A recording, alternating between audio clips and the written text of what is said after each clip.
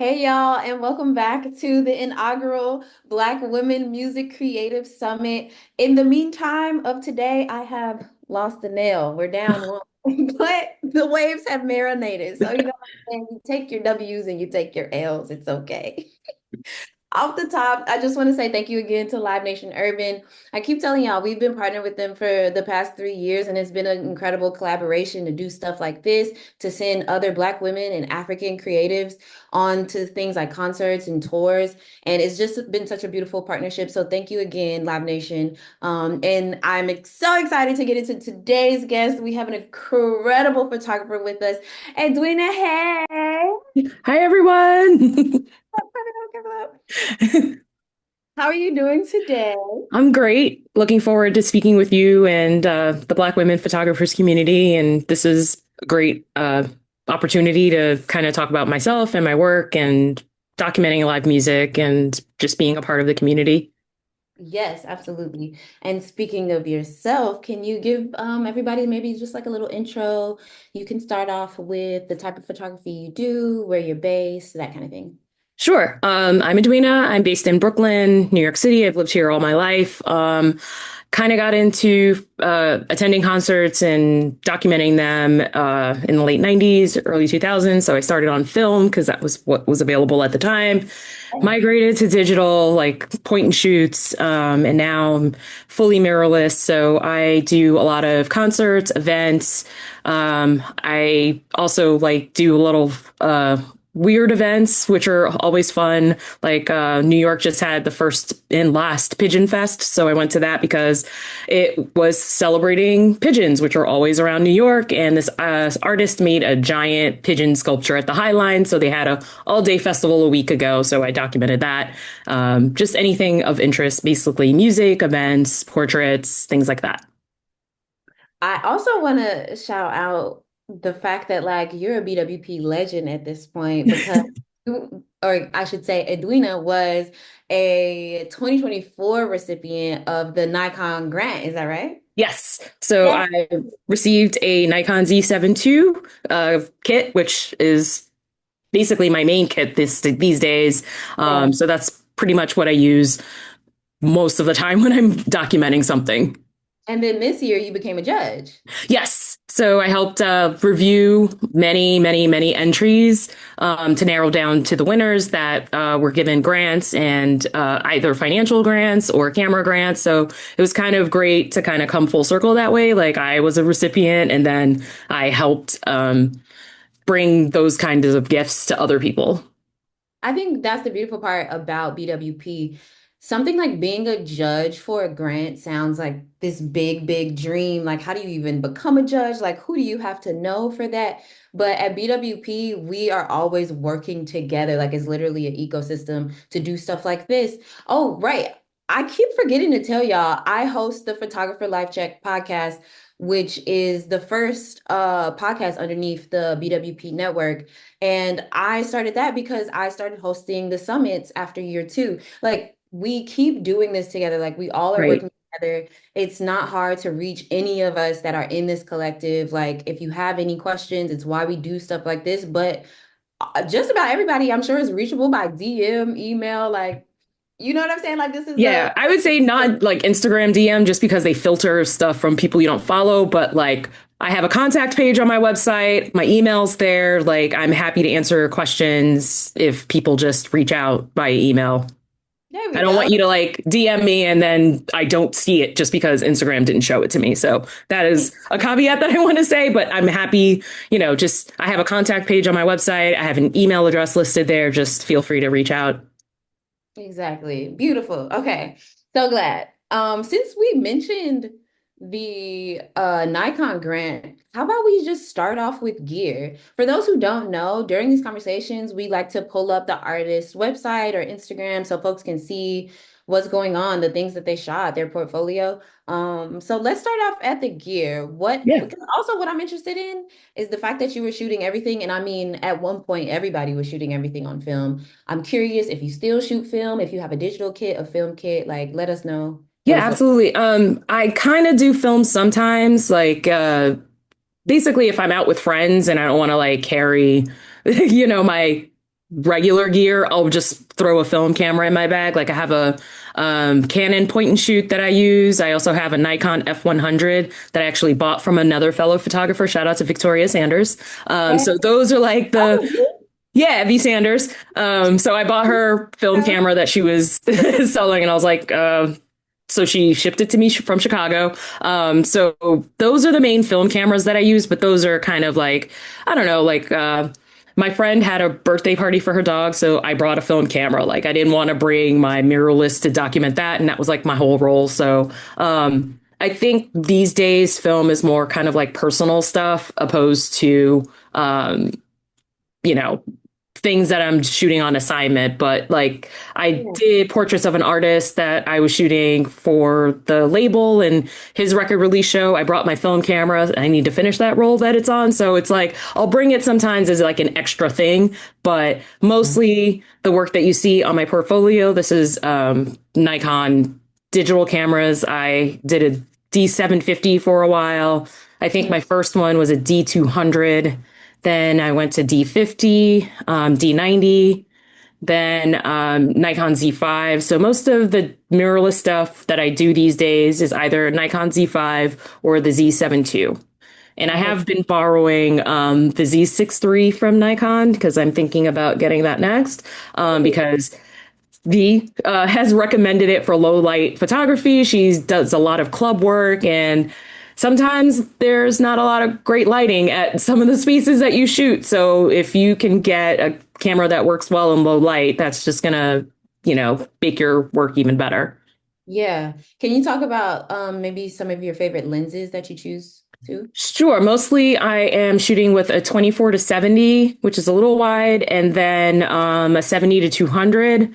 I have started shooting with a 100 to 400, especially for theaters where I know I might need to shoot further back or get a tighter shot if I'm not super close. So that has become a favorite. Like, there's this venue here called Brooklyn Paramount. So if I go to the back of the room and I want to show the audience and the band, then I'll try to use the 100 to 400 because it's about the same weight as my 70 to 200, but it gives me a longer reach. So that's been a lens that I've been using a lot lately. And then if I'm at a small club and there's a lot of people on stage, I'll want to go wider than the 24. So I have a 17 to 28, I think.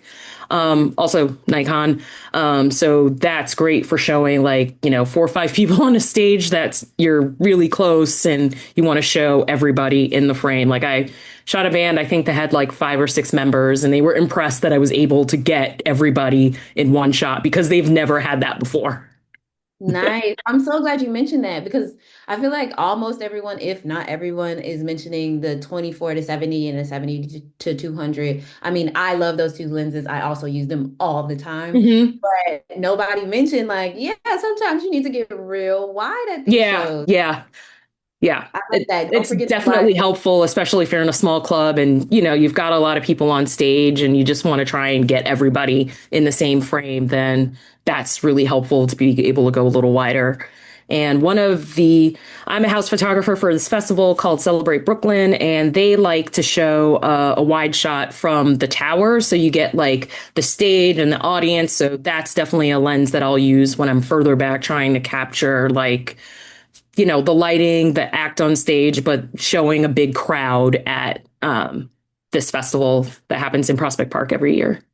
Okay, beautiful. I love that. So, do you primarily work at festivals or do you also, or excuse me, work for festivals or do you also sometimes work for artists? A little bit of both. I feel like at this point, I'll just go wherever someone will have me. But so this summer, I'm one of the house photographers for Celebrate Brooklyn, as I mentioned. So that's basically as a house photographer for the venue. And then we have a local promoter called Bowery Presents. So I'll shoot shows that they put on different venues around. Basically, it's a bunch of photographers and we kind of pitch the shows, and then someone in the marketing group doles out the assignments. So that's one. Yeah, I just did a show for them on Wednesday. I'm trying to think of what else. I contribute to BrooklynVegan. They've been a long running blog that covers a lot of music. that's one place that I'll shoot for. And then I was a photo editor at Impose Magazine. They're like a small independent outlet. They used to be based in New York, and I think the editors are all now based in California. So I'll contribute to them time to time. And then like the artists that I mentioned, I covered at the end of May. They were a part of a DIY venue called Shea Stadium here, named after the baseball stadium that was torn down and is now Citi Field. So when the original Shea Stadium went away, they created a DIY space called Shea Stadium. So he was involved with that, and his manager I've known for years, and she reached out to me saying, "Hey, he has a record release show. Are you available?" So that was how I got in with that artist, and we did portraits. I documented the sound check, and then the live show later that night. So it's just a mix of, knowing people who refer to me for things and then just shooting things that I'm interested in. Like I'll shoot things for myself. Like there's some venues I know if I buy a ticket and show up, I can shoot it. And then that's kind of for me. And I'll put that gallery on my website.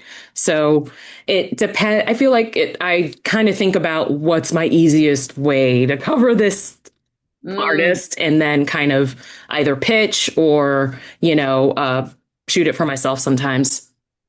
So one thing I love about you is you're one of the few photographers I've been blessed to talk to that has been working for this long. Yeah. You've worked since 1999, which I'm gonna pull up because I love that you keep the archive on your website too. Yeah, I actually I started scanning the negatives myself, and I just like, I don't have time to do this. So I kind of just paid a company and I was just like, here are my negatives, please digitize them. And then when I remember, I'll put, some sets up if I can find the information for it. So, Real. Um, what I'm thinking about is you exhibiting. mm, Because you have so much work and you've been doing this type of work for such a long time, you have literally a full archive of artists at very important times in their life. After a certain amount of years, now it's like, oh, that was that legendary album or that legendary show. Can you talk a little bit about how, as a music photographer, you can curate your own exhibition, your photos in an exhibition, and like what that takes for a photographer to do? yeah, I have thought about this and I feel like I'm so overwhelmed at the idea of kind of doing exhibition. So I kind of want to start small. I'm kind of inspired by another photographer that's here. Her name is Edwina Hay. She has done these limited zines with artists that she works with. And it's basically each zine is on an artist. Like, if they're about to play in New York, she'll do portraits with them. They'll kind of come up with a concept. She'll do portraits of them and then she'll document the live show. And it's that zine focused on that one artist. And I've kind of had an idea based, not that specific idea, but I have been toying with the idea of basically I have all these older artists and then reshooting them again and kind of doing like, the spanning of time. I don't know what I'm going to call it, and I don't know how I'm actually going to print it or anything like that. But that is definitely something I kind of want to work on.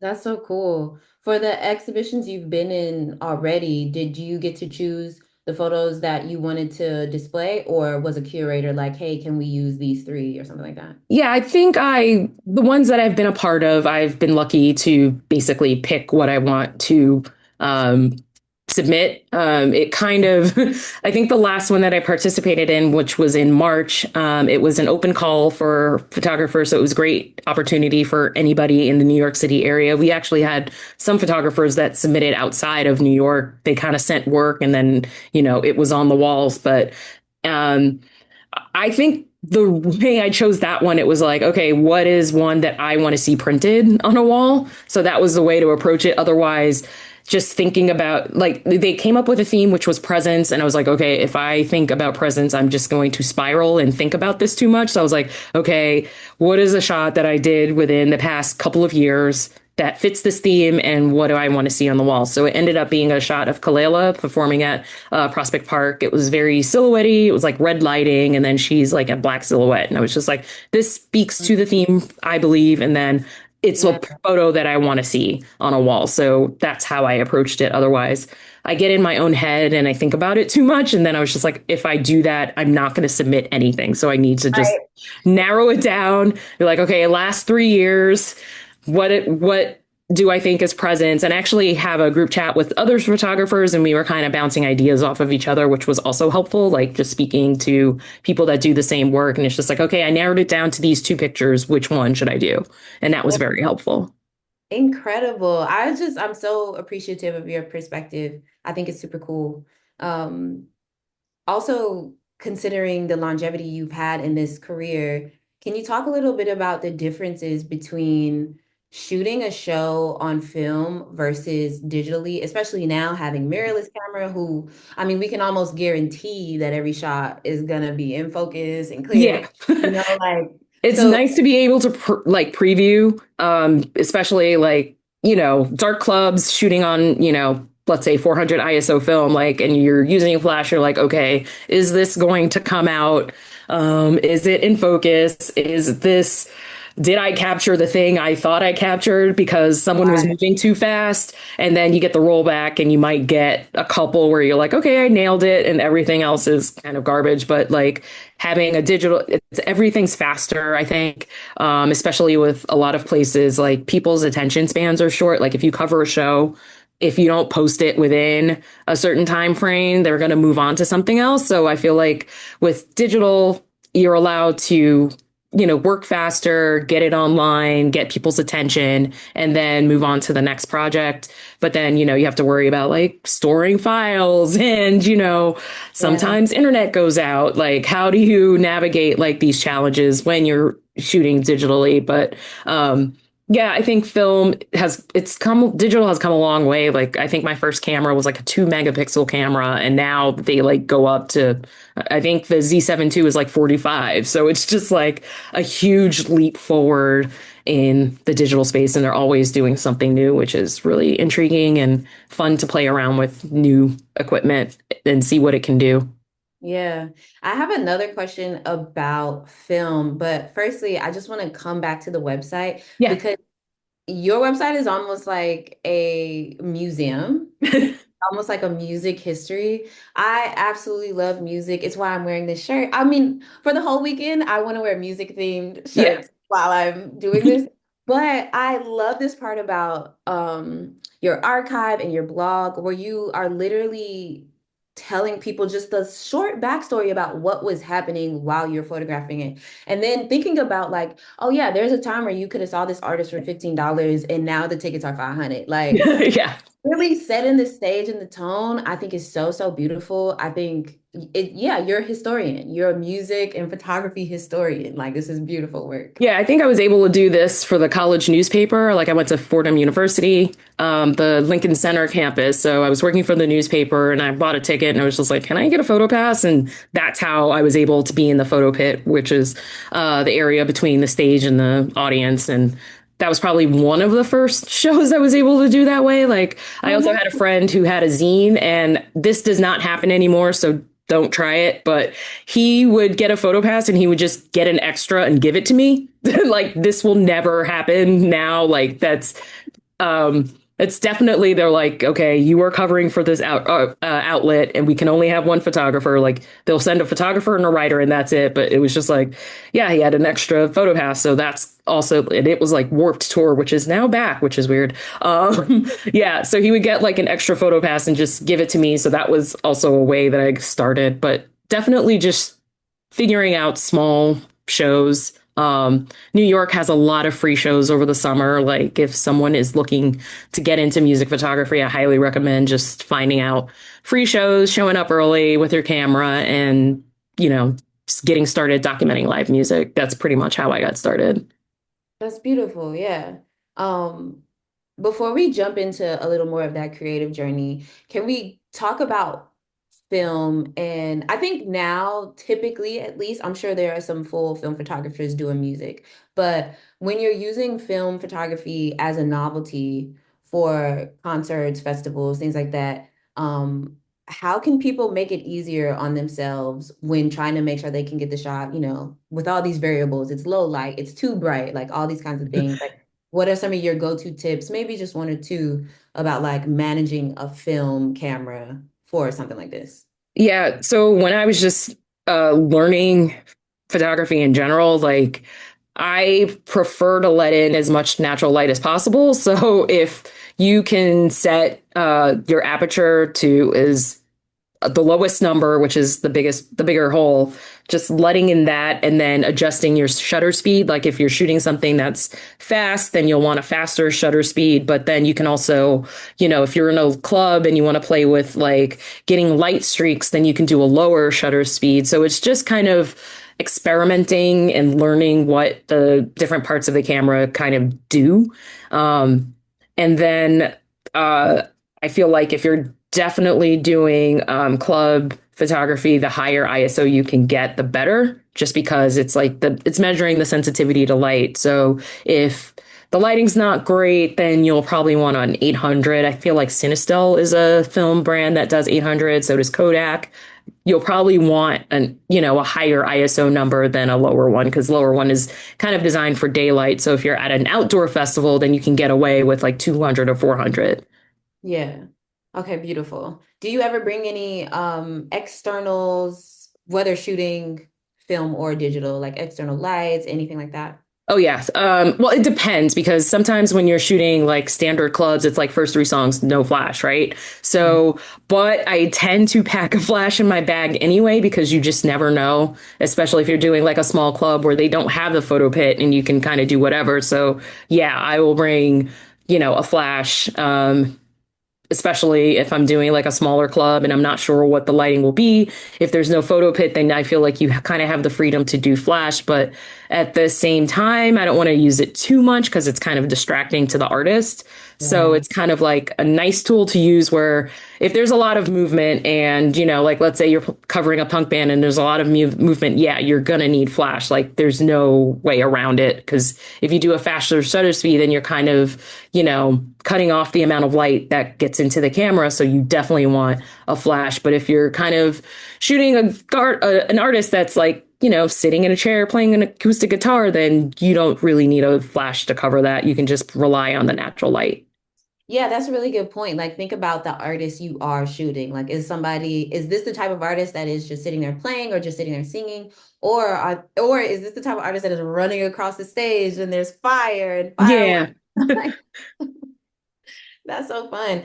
Do you have advice on like people shooting artists they don't know or don't even like? Like, do you ever shoot people you don't like a show you actually are not enjoying? And like, how does that affect your work? Um, I definitely think you can tell like when a person really loves an artist, but I feel like it's all experience. Like I've definitely have seen and captured bands that are not my cup of tea. Like I would not listen to them on my own, but I still treat them like they are performing. I mean, sometimes bands like perform, you're not into their music, but you can just tell that they're great performers, and those you can make fun pictures of that, but you don't have to listen to them outside of the show. So it's like I'm covering a lot of artists that I'm not familiar with. Like I just covered a show that had all Haitian artists. Like I don't speak Creole. Like my dad was Jamaican, my mom's from South Carolina. I don't Hey. understand Creole, but I still had a good time. Like everybody was just really into it. And, they would address the audience in English, but some of the songs were sung in Creole, which I don't understand, but I still loved their performances. So it's, you treat it as like a job. Like if the performer's fun and entertaining, even if you don't like the music or don't understand it, you can still, get some great pictures out of it. Yeah. That's a good point. I'm also wondering about the relationships you build with artists or have built over time. It sounds like you've built great relationships with festivals and production teams, and like you can keep coming back. Have you ever worked with an artist for like their rollout, and what was that like? No, I haven't actually. I haven't done that, but I've definitely gotten to know like artists just because I've, seen shows at DIY spaces and I'm one of the few photographers there. So it's just like I've gotten to know artists. Like my husband introduced me to like Billy Woods and Elucid. So we see them around and it's kind of wild that they're blowing up now. But I'm like, we saw them try to perform a show at a Bushwick apartment and it got shut down by the cops like 10 years ago. So it's like, but I've gotten a portrait of the two of them. They played a free show over the summer and it was like, I was working with the venue, but I knew them and they were, Billy Woods kind of avoids being photographed. So I got a portrait of them and he put his hand up to block his face. But it's like I know them, so I feel like they were more likely to say yes than someone else shooting Yeah. because I've known them for years. Yeah. Okay, cool. Well, then we can talk about how do you maintain relationships with production teams. So when you're working with a festival, who exactly are you talking to? Who should people be pitching to if they want to build relationships with festivals and stuff like that?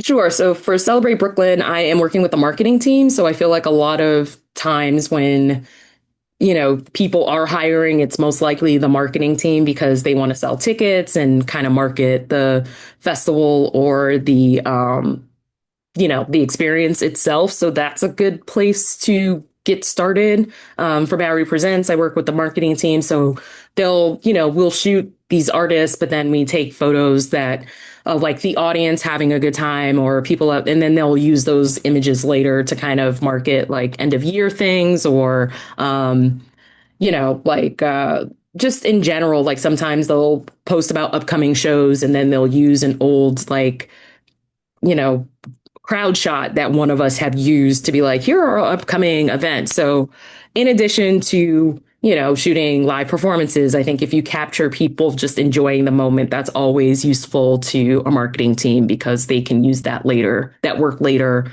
to promote an artist, an upcoming show, or a series that they're doing. Yeah, I've been working with BAM sometimes, the Brooklyn Academy of Music, and that's also the marketing team. So I think mostly if I am involved with a venue or a series or something like that, it's via the marketing team. Okay, cool. Um, when you're trying to navigate some of these conversations, I mean, I imagine a lot now people are reaching out to you. But when you are or were pitching, what are some of the things that you would say once you find the contact you want to reach out to? What are some of the things you can say? Do you put your rate in that pitch? Like, how do you navigate? Yeah, so I think when I was getting involved with Celebrate Brooklyn, like I was referred by another photographer who's on the team. And one thing I think which might have been useful was I kind of dug up links of all the past shows that I covered at the festival and sent that to them to review. Like, hey, I've covered this for, like Brooklyn Vegan or Impose Magazine in the past. And I just had like a bunch of links of prior shows from prior seasons that they could review as an example of how, like, just me having that access to the first three songs only, like, this is the kind of work that I did before. Then they had an idea of what I could do if, I was working the whole show. And I also, had other examples of other shows, other things that I've worked with. I have private pages on my website that I also kind of sent as a review. Like I have a house photography page. So I sent that. Hmm. Um, Highly recommend having like, Yeah, yeah, yeah, yeah. I was gonna say, highly recommend having a page on your site that you can just kind of show people examples of work that you can do. And that just makes it easier for them to kind of make a decision to hire you. Like, in addition, like if you want to provide your rate, you can, but I kind of tend to worry about the money conversation later. But I think just being able to show, like, hey, I have examples of this work on this page, here's the password, and this is stuff that I've done for other clients in the past. And that kind of helps the conversation move forward. So I love this idea because I don't think anybody has ever talked about this before. For those who might be tuning in and just found out about BWP, we have a vast community of people who are just starting out. This is an idea. Maybe they just got their camera, haven't even shot anything yet, all the way to people like you who have been professionals for years and are like complete vets in this industry. So folks don't know everything. You know what Yeah. I mean? Like we're talking to a lot of different kind of people, and so we want to add value to everyone there. Mhm. So you have a private page on your website. Plenty of people struggle with curating their website anyway, where it's like, I'm a music photographer, but I also do love portraits and I also do love events. Like, how do I organize this thing? When you're building a private page, are you building multiple pages and Oh, yeah. curating one for each? Like, Oh, yeah, yeah. give me an So I idea. can give you the example. So I generally don't like to advertise that I have documented weddings just because I prefer to do that for like friends and people that I know. So I have a page that's just weddings that I've done. Then I have a house photography page. So that's the work that I've done for like Celebrate Brooklyn, BAM. I'm trying to think of who else I have on there. Bowery Presents, that's another one that I work as a house photographer. Pioneer Works, which is a nonprofit organization here that hosts shows and science talks and different kinds of events. So they're on there. And so if anybody, so that's one page. I have another one for headshots that I do occasionally. So it's like stuff I don't want to have on my main site because, like, on my main site, you can see my live music work, my event work, portraits, my blog that has older stuff, and then my archives page, and then contact. But then I have these other pages that are private, don't come up under Google searches, and I can just kind of send it to people as needed. Like if someone's like, "Hey, I have this work event coming up. Do you have examples of that?" It's like, sure. I have a private page where I've been hired by, organizations to document like their annual their annual meeting or annual conference. Like I have a separate page for that so that I can send to them because it's just easier for me to have that ready. And if I get the email, then I can just, send a small pitch, send the page, and then reply back rather than being like, okay, I have to dig up all these photos. Right. Yeah, it's just like there and ready. And every now and then I kind of go in and add new work to that page. So it's kind of current. So they see that I have, multiple events on this one page that they can refer to. And then at the bottom, it's just like I have a form. It's just like asking, when is your event? Like getting basic details, and they can just fill that out and send it back to me. Yeah, that's also such a good point. You touched on it a little bit, but you know, we all do lots of, or maybe most of us do lots of different types of work, and we don't always want to be hired for the same work. Hmm. So it's like, I'm a music photographer, and yeah, I'll do a wedding. Yeah, I don't always want to do a wedding, so I'm right. not going to present that. I'm not going to present that all the time. But Hmm. for the right job, for the right people, it's like, yes, here's my private page that you can have. It's such a good idea. Thank you so much. Yeah, of course.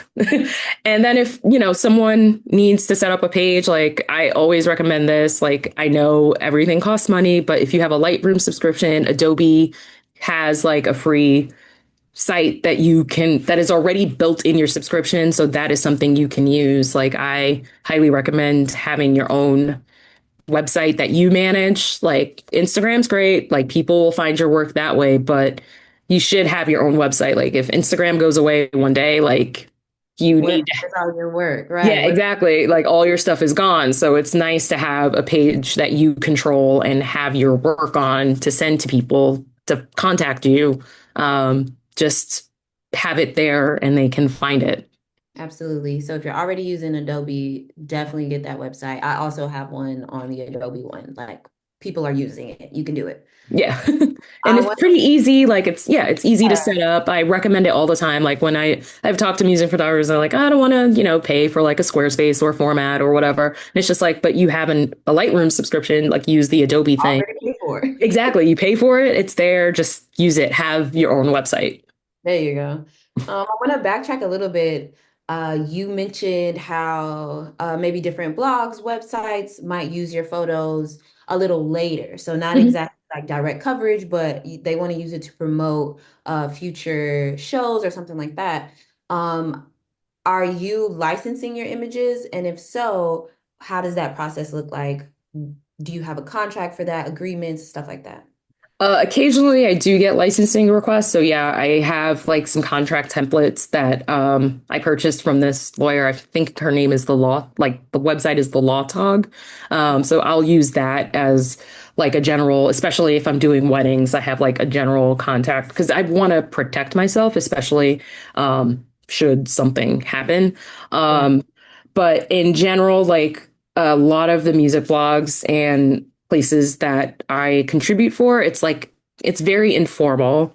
You basically, contribute, you cover a show and what they will want, which is completely fair, is the right to publish the photos first. And then after that, you can do whatever you want with those. So like there's a local outlet here called Hellgate, and they have an agreement, and I believe it's like 30 days they want exclusivity, and then the images are yours. So if I cover something for them and then someone sees it and then within 30 days they would like to republish it, then I think they have like specific language like, Edwina Hay, courtesy, Hellgate, Edwina Hay. Like they have a specific Yeah. sentence, so I'll just provide that language per the contract.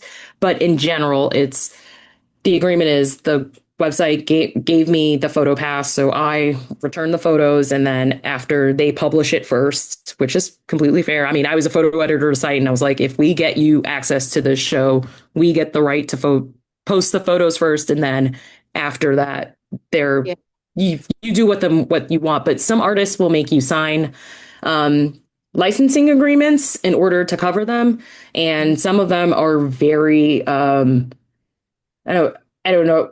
Some of them are very easy. It's just like, you're allowed to cover the first three songs of this artist, and then, if you want to use it in your portfolio, you have to get permission from us, which is fine. But some will like want to basically take the rights of the images, which I don't recommend signing. Like if an artist wants to basically take full rights without paying you for them, then I don't think you should shoot the artist. If I am not going to shoot the artist if I see languages in a, agreement that does that, I will either ask for revisions or I just won't shoot the show. Yeah, there you go. In terms of licensing images, can you give maybe just like an average rate that people can use if this is their first time? That it's like if you're gonna be licensing an image later on, this is a good number to probably start off with. Yeah, I can't give a number off the top of my head. I do have software called Photo Quote that I can recommend, and if anybody, wants me to run it for them, I can do that. But I think Photo Quote is a good software to use. Like someone had like a small band reach out about using a photo on an album. It was like a very limited run, and she gave me the details, and I plugged it into Photo Quote for her, and I gave it to her. I think she didn't want to charge them, like she knew she had to charge them something, but she didn't want to charge too much because it was a small band, maybe pressing like 200 albums. And then I ran it, and then I gave her a number, and she was like, I think I can charge them lower and I would feel comfortable. Like I don't need this money. So I also think it depends on you, but definitely if someone wants to license your work, you should charge them something. Like, Yeah. I mean, And everything costs money. Your yeah, time and your equipment, your effort, everything should cost money. So if someone wants to license your stuff, you should charge them something. thank you. I've never heard of that software before. And you're right, it does depend on the context. Like you want to charge something different for a billboard versus an album cover versus a website, something like that. Yeah, yeah. Like I think it was like the photo on the back of an album, and they only made like 200 LPs. So she was like, I don't want to charge them. Yeah, like you don't want to charge them as someone doing a billboard the same rate if they're doing something small run. But Right. if someone wants to use your image on a shirt for a tour, then obviously you need to charge them more money. Yeah. So I also heard you mention you were a photo editor. Were you photo editing also in the music space or were you in a Yeah. different part? So it Okay. was for Impose Magazine, which is a music website. So my husband and I were the co-photo editors. So basically, we were sending requests for shows for photographers, reaching out to publicists, being like, hey, so and so would like to cover this upcoming show on this date at this venue. Then the publicist would confirm. And once the images were in, we were running those photo sets on the website. And then I would send the link over to the publicist at the end just to kind of show them, hey, the person that you listed, they took the photos, here's the coverage. And then we would kind of make sure the photo sets were going up. One cool project that the site had was called Shot by the Band. So we would also coordinate getting disposable cameras to people. We Nice. would buy the cameras, give it to the artist. Artist would return it to us. Then we would get them developed and scanned and put those on the website. So that was mostly the photo editing. And then we kind of did a few photo shows where we had our regular contributors, submit a piece of work and we would print it. I think one time it happened in Brooklyn, one time it happened in Chicago. And then Impose would put on shows. So we would also make sure we had a photographer in those spaces like if they presented a show at South by Southwest, we would have someone cover the imposed shows and do that. So that was mostly the photo editing role. That's so cool. I'm also thinking about the photo lead position. One of the last conversations we had with China Keys, she Mhm. let us know that she had been working for this festival for a few years, and then she got the opportunity to become photo lead. Is that something that you also did? Photo lead of Um, no, so it was a smaller website. So it was like a smaller independent website. So basically I would shoot and kind of do the administrative work of getting the photo sets up. And I kind of left when I was just like, okay, I need to shoot again because we had a lot of people contributing and it was, Yeah. I also have a full-time job. So it was kind of hard to navigate full-time job, then coming home and editing people's photo sets, scheduling them to go up the next day in WordPress, publishing them, reaching out to PR to Right. coordinate people getting photo passes essentially, and then sending that. So it became a lot of work, and I was just like not shooting at all. So I kind of resigned when I wanted to basically be out shooting again.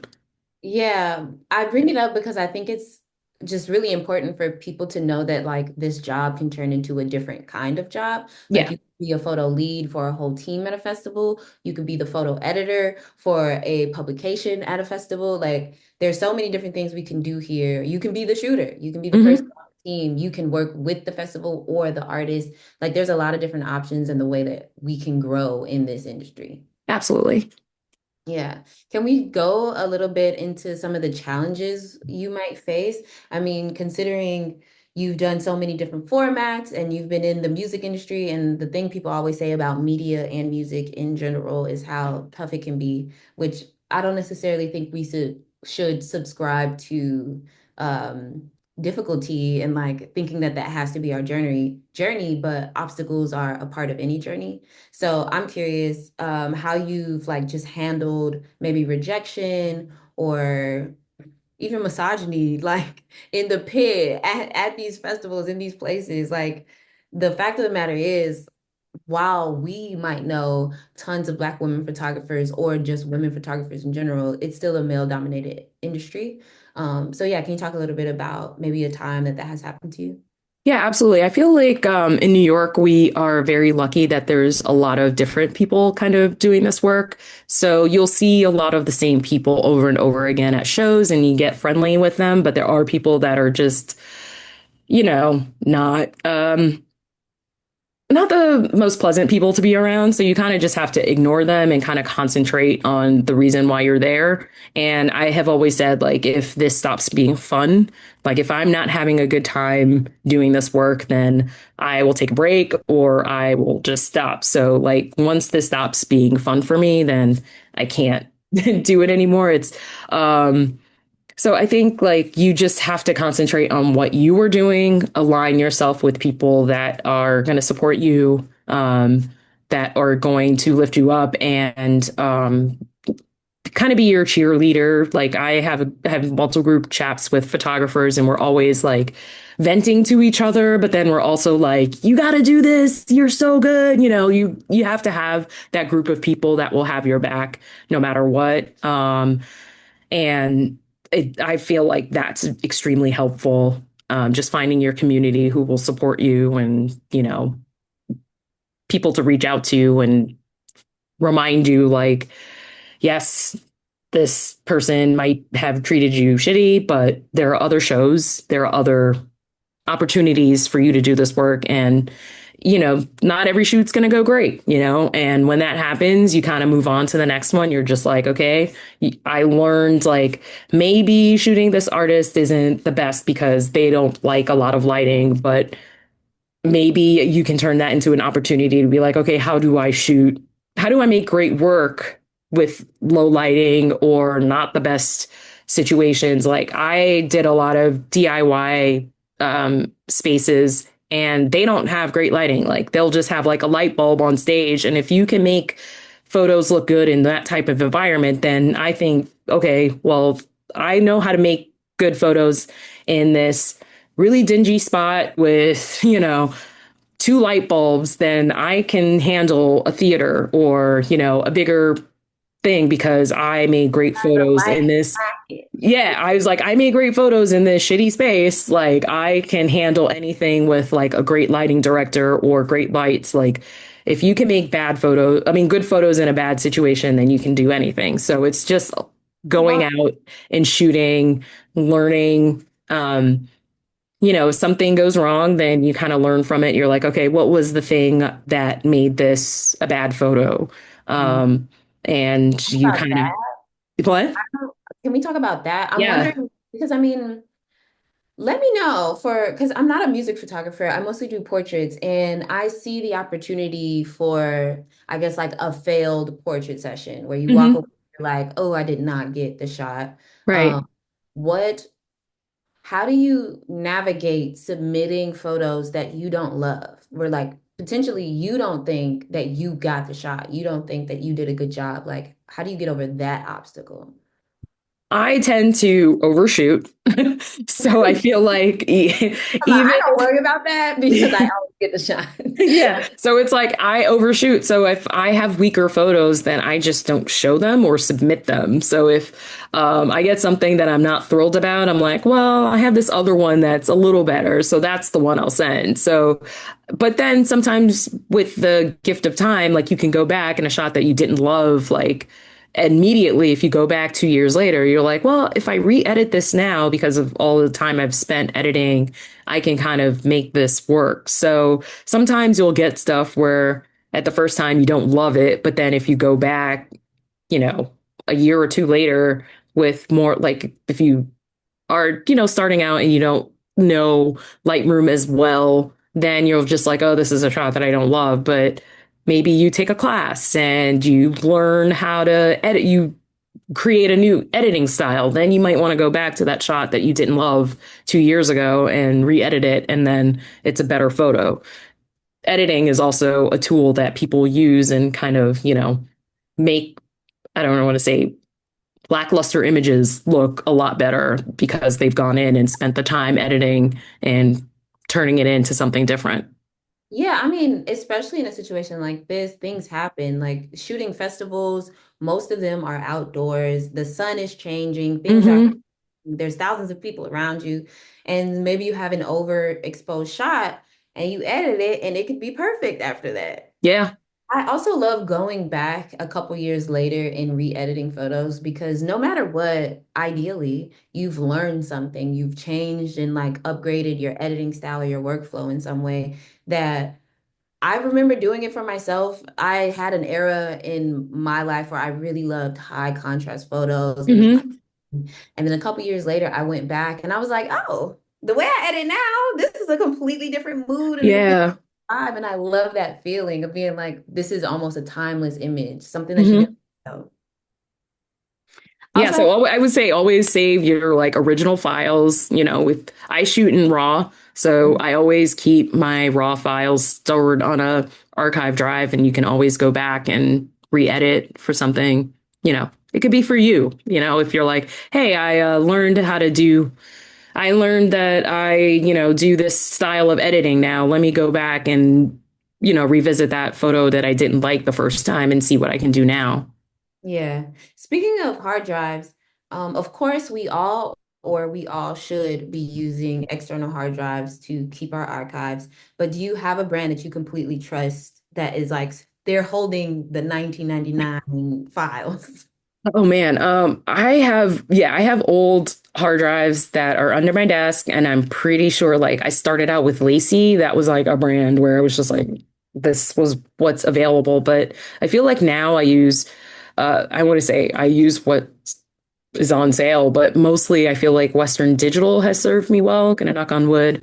I'm Okay. trying to think. Yeah, mostly those SanDisk. I have SSD drives from them. I use that to kind of transfer stuff off my laptop because it's quicker to kind of transfer it to an SSD drive and then transfer it to my externals than to like try and copy it over the network. I've done trying to copy over the network and it takes forever. It's so much faster to just copy it to an SSD drive and then copy it to the external hard drive off my laptop. Mhm. So those are the ones that come immediately to mind, but I know people have recommended Samsung. and Mhm. other brands. But I I'm mostly Western digital because that's what I tend to catch on sale. I hate to for say it. real. Yeah. I also use the SanDisk SSD, and I also agree. Like, it's just so fast, especially Hmm. if you're in a pinch, if you're on the go, you're moving it. It's just quick enough. It gets the Hmm. for real. Do you have any other tools you like to rely on, whether that's like some more software things or physical things like accessories or belts or stuff like that while you're shooting? Um, I'm gonna shout out Ellen Cooper Playa because she was the first one I saw that did this, but she got a Carhartt tool belt and it's like $25 and I never have enough pockets, but that's where I put like my lens caps, filters, earplugs, like it all goes in the tool belt because I never have enough room. So I feel like tool belt as extra pockets when you're out shooting is a lifesaver. I stick my phone in there. Anything else I can think of, like just yeah, because I never have enough pockets. So tool belt as extra storage. What else? Batteries, extra, always carry extra batteries and memory cards. I cannot recommend that enough because anything can happen when you're out shooting. I have had batteries die like years ago. I was a one battery body person and battery died and I could not shoot the rest of the show. It was for myself, but it was like that had to happen in order for me to recognize that I should always walk around with extra batteries and Right. potentially extra memory cards in case something happens on a shoot. Um, yeah, And I've it's actually loaned so you don't have to. Now you know you can just bring the extra extra battery. stuff. Yeah, please.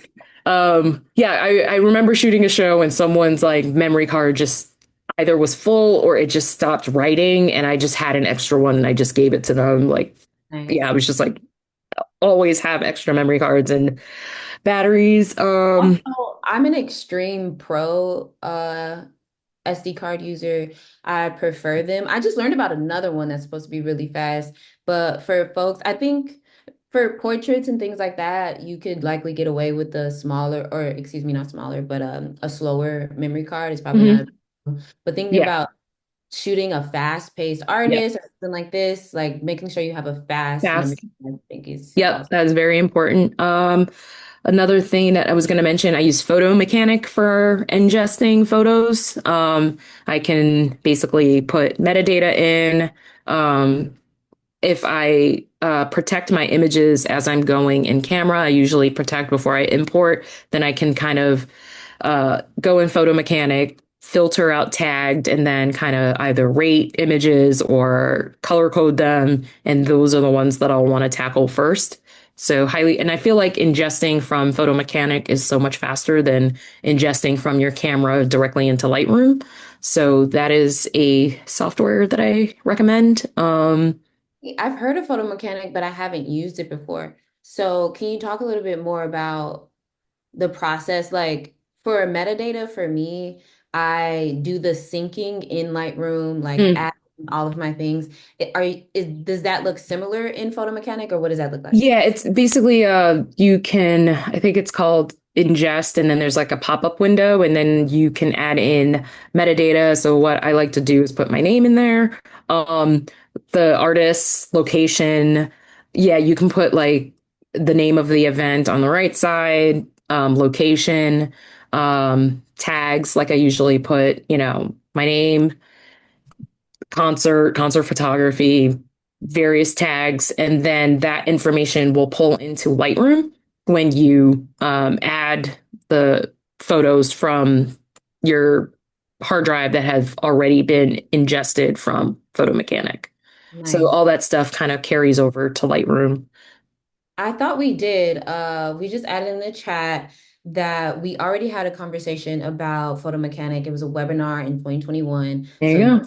check that out so you get like the full course on how to use this software. And I think we also had another conversation at one point just fully about metadata and like what Hmm. should be adding and like knowing when to do it, how to do it, stuff like that. So look, a full resource right there. Shout out to Polly. Okay, beautiful. Can we talk a little bit about your editing? We're coming down on time. So Okay, really sure. the software that you use, some things you like to rely on. Do you make your own presets or LUTs or anything like that? I just do straight editing in Lightroom. I have a few presets that I have for kind of color correcting, so I'll rely on those, but I tend to just I don't know. I like colorful images. I kind of will play with, making them a little bit colorful. But and if there's a little bit of noise, I kind of try to take that out. Sometimes I'll see like spots and stuff. Like actually shot something the other night after a thunderstorm, and there were a bunch of flies flying around the speakers. So that is Oh, something that I was just like, I need to take out. So I'll just do minor corrections like that. But I kind of tend to stick to as much as how it looked to me when I'm editing. Like, there's definitely some people that kind of have a specific style, and I respect that. But I'm just like, I just want to get this done and move on. Like, I don't want to spend a ton of time editing these photos. Otherwise, I am just going to like want to. Cry if I spend a ton of time editing I think photos for a specific style. I just can't. yeah, that's an important part of the process and like being good with yourself about know the type of artist that you are. Are you Mhm. the person that's going to develop a full editing style, or are you the person that wants to recreate reality? Like this is Yeah. exactly what it looked like, which I guess is more aligned with documentary photography Yeah. versus like your artistic expression. But I think it's so, so good. Also, knowing if you hate the editing process, don't make it harder for yourself. Exactly. It's just like, I want to be done. I want to go to sleep. Like a lot of the times I'm shooting, it's just like, yeah, I think a lot of people don't realize, like, we document the shows, but we're up, we come home, we come edit, we're spending time editing, and then we go to sleep. So it's just like, if I want to go to bed, I'm just like, I'm just going to make this look as good as I can. If I see some spots, I'm taking it out, and then I'm moving on so I can go to sleep. There you go. Exactly.